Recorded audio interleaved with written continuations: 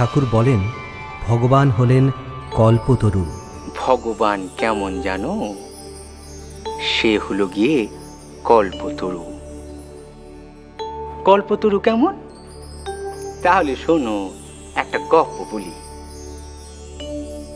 এক সাধু পথ হেঁটে হেঁটে ক্লান্ত হয়ে একটা গাছের তলায় বসলে।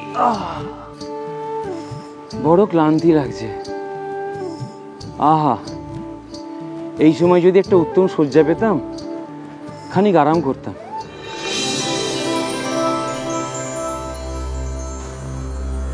এ কি, এ তো একটা সুন্দর শয্যা সাজানো রয়েছে দেখছি।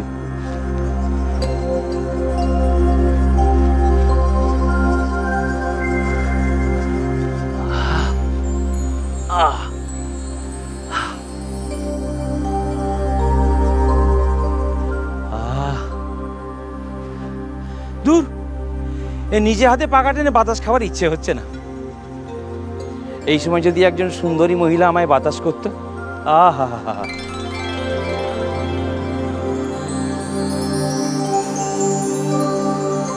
আরে ব্যাপারটা কি?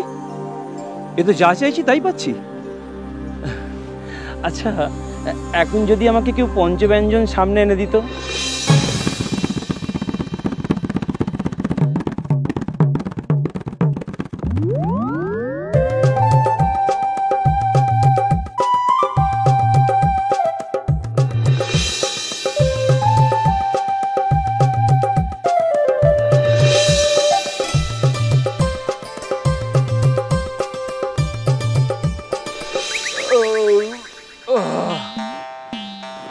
খুব ভালো খেলাম।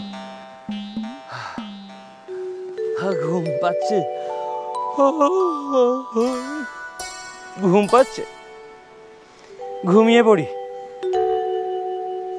এই যে আমি ঘুমিয়ে পড়লাম, ঘুমের মধ্যে যদি বাঘ আসে, আমায় যদি মুখে করে নিয়ে চলে যায়।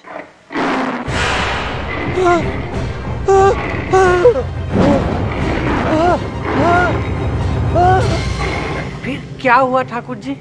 তারপর আবার কি হবে?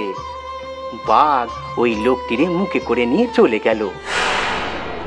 কারণ যে গাছের তলায় বসেছিল সেটি হলো গিয়ে কল্পতরু। এর মানে কি জানো? ওই ঈশ্বর সাধন করতে গিয়ে কখনো কখনো ধন মান যশ পাওয়া যায়, আবার কখনো কখনো বাঘও এসে জোটে জীবন নাশ করার জন্য। মানে হলো গিয়ে রোগ, শোক, অপমান।